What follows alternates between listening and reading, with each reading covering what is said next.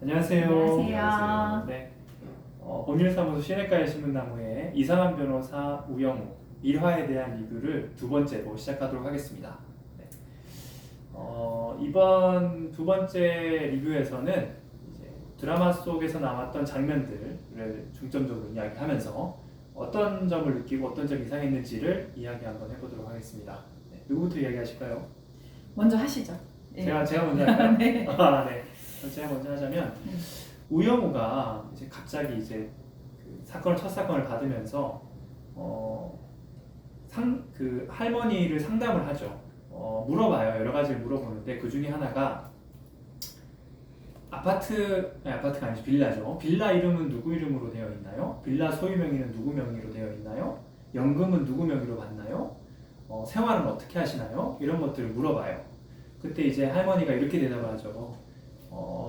그 빌라 그 영진 빌라인가요? 그 빌라 이름은 내 이름이지만 영남빌라. 영남빌라였나요? 였던 것 같아요. 네. 그 빌라 이름은 자기 이름이지만 실제 등기 소유는 할아버지 이름이고 연금도 할아버지 이름으로 갖고 있고 여러 가지가 다 할아버지 이름으로 되어 있어서 이게 되어 있다. 그게 왜? 이렇게 물어보죠. 정명석 변호사는 이제 다 인정하고 집행유예만 받자 이렇게 이야기를 했는데 우영우가 무죄를 주장하려고 합니다. 이게 살인죄에 대해서는 무죄를 그리고 상해죄에 대해서만 인정하겠다 이렇게 이야기를 하는데요. 근데 이제 그렇게 실제로 무죄를 주장하고 나니까 검사가 굉장히 열심히 하는 모습을 저희가 봤어요. 하면서 그래서 그 부분에 대해서 이야기를 좀 나눌 부분이 있을 것 같은데 그 부분에 대해서 좀 설명을 좀 하시고 이야기를 해주실 분이 해주시면 좋겠어요. 근데 뭐 실제로 검사님들은 법정에 그 공소장이 본인의 얼굴이에요. 그래서 공소장에 그 해당 사건은 이거를 살인 미수죄로 기소할지 뭐 상해로 기소할지에 대해서 신중하게 해서 결정하시기 때문에 분명히 이 사안에서는 검사가 생각하기에는 쇠로 된 다리미로 머리를 치고 심지어 할머니는 경찰 조사에서 죽이고 싶었다 막 니도 죽고 나도 죽자 이런 마음으로 했습니다라고 거의 살인죄 그 고의를 고백까지 했는데 그럼 당연히 이거는 살인 미수죄로 기소하는 게 맞았는데 근데 갑자기 이상한 변호사가 나타나서 무죄를 주장하니까 열받기도 하고 이게 실제로 무죄가 일어나면 큰일 나기 때문에 더 치열하게 싸웁니다. 그래서 막 다리미도 막 보여주고 배심원들과 판사님들한테 이게 지금 머리를 쳤는데 이게 얼마나 지금 살인죄로 봐야지 이걸 어떻게 상해죄로 보냐 이러면서 막 나오는 모습이 있어요.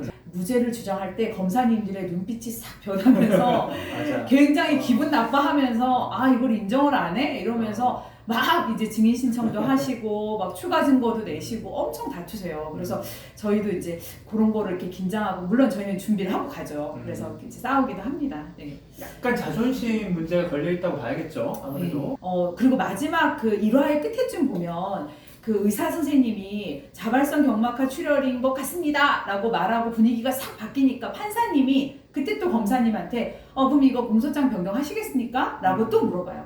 그러니까 이게 여러 가지 증거가 드러나면서 실제로 이 죄가 아니라 다른 죄가 성립할 것 같은 게 이제 이게 현출이 되면 그때 검사한테 지시하시거든요, 판사님이. 근데 그것도 검사님이 싫습니다. 저 그냥 판단받고 싶습니다 하면 그냥 판단받는 거고 자기가 생각하기에도 이거는 바꿔야겠다라고 생각하면 바꿔요. 그래서 저는 이제 그 드라마를 보면서 바꿀까? 이런 걸 보면서 유심히 봤는데 실제로 검사는 뭐 바꾸겠습니다 혹은 뭐 검토하겠습니다라고 아무 말도 안 해요. 제 기억에는 아무 말도 안 하는데 나중에 그 우리의 잘생긴 우리 이준호 씨가 선고 담당 직원이 예, 변호사님 판결 이제 나왔어요. 선고 나왔습니다라고 하면서 하는 말이 살인죄는 무죄가 나왔고요.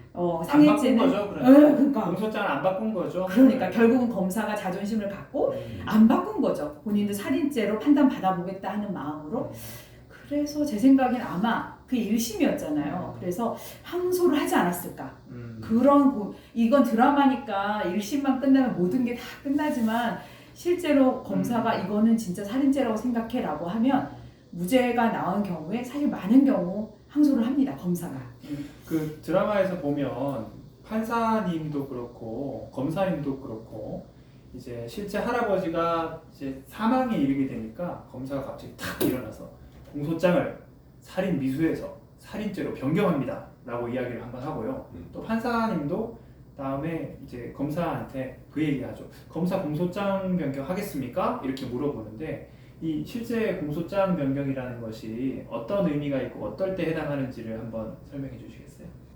검사가 공소장을 처음 썼는데 검사 스스로 또는 판사가 보기에 적용법조가 그러니까 그 적용해야 되는 죄명이죠. 적용법조라는 것. 그 죄명이 잘못 기재되었다고 생각을 하면 그럼 판사가 먼저 공소장 변경을 해야 되지 않을까요? 라고 검사한테 물어보기도 하고요.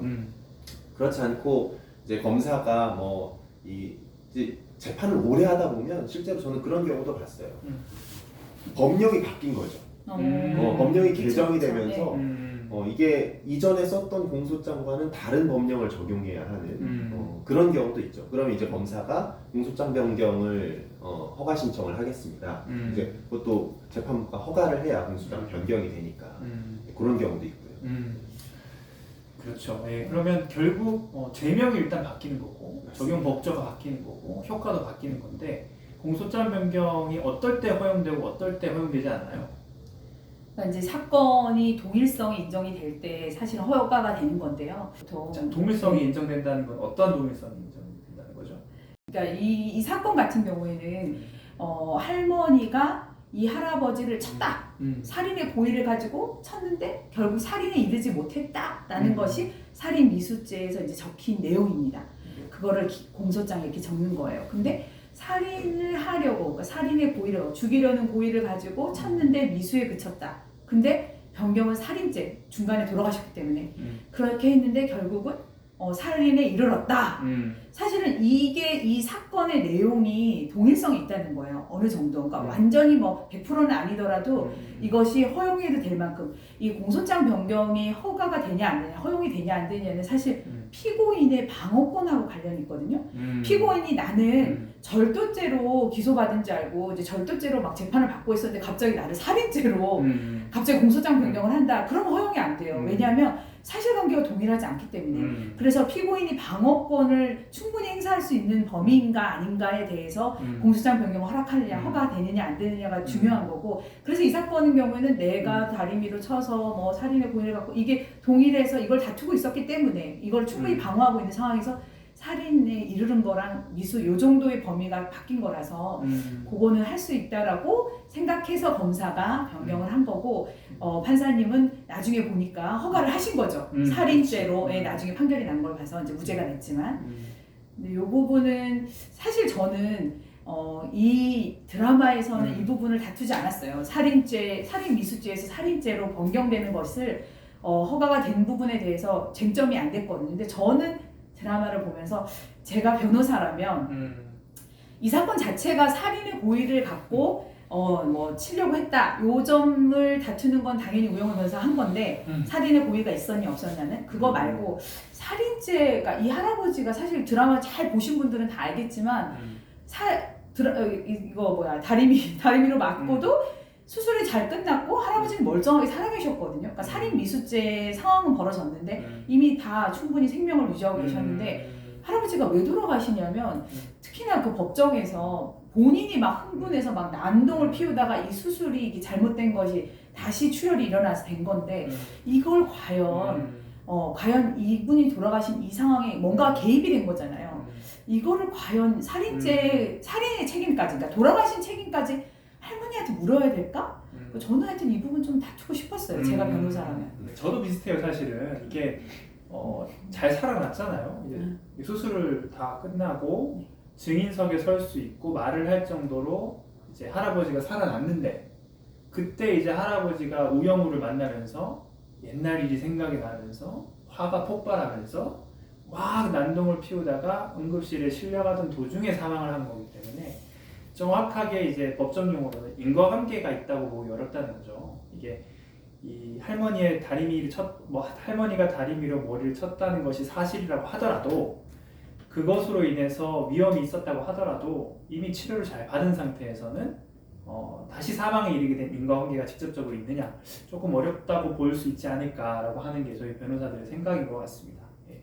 여기까지 할까요? 네. 너무 할 정말 얘기가 어색해요. 많긴 한데 네. 안녕. 안녕. 감사합니다.